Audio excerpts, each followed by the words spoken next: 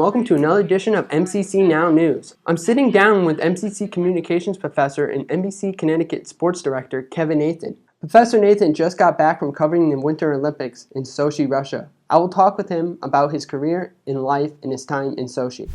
Welcome back stateside.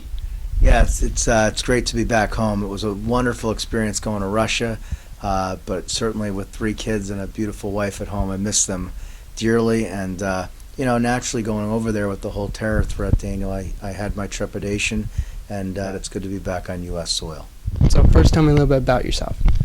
Well, I've been somebody that's always been passionate about sports. I played sports growing up, football and baseball, and it was kind of always my dream to get into sports in some capacity. When I realized I wasn't going to be a pro athlete, this was the next best thing. So it was an English major in college, worked at a television station as an intern, a couple of TV stations, actually worked in radio, and eventually got myself into the business in some small markets, and then Hartford about 18 years ago. And this is home for me and my family. We love Connecticut, and from a professional aspect, there couldn't be a better place to cover sports, between UConn and everything that happens in our backyard in the state to what we can cover regionally in Boston and New York.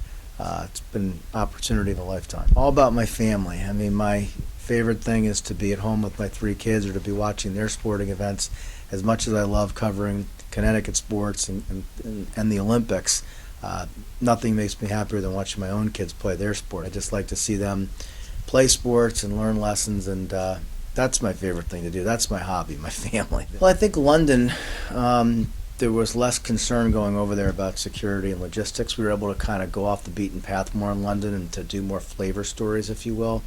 With Russia, we wanted to be inside the quote-unquote ring of steel where we were safe and secure. So, that kind of limited it to us as to where we could go and what stories we could tell. But I think once we got comfortable there, it wasn't that much different than London. At the end of the day, you get in your zone covering sports, and you could be anywhere in the world, and in some ways you forget where you are. I said that to myself a few times, like, gosh, we're in Russia. Well, crazy for a Winter Olympics, not crazy for Sochi, in that the average winter temperature in Sochi is 50 degrees.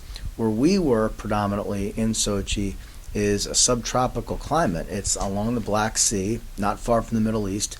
The mountains, which are about 25 or 30 miles away, obviously a little bit colder. If you're a snowboarder or skier, not ideal conditions. The Russians saved snow and ice from last winter as a reserve. It was very warm there. Some days were 60 degrees. At the end of the day, they got the course in shape for the different outdoor sports and skiing and sliding, and all the athletes had to compete on the same surfaces, so I don't think that can be used as an excuse.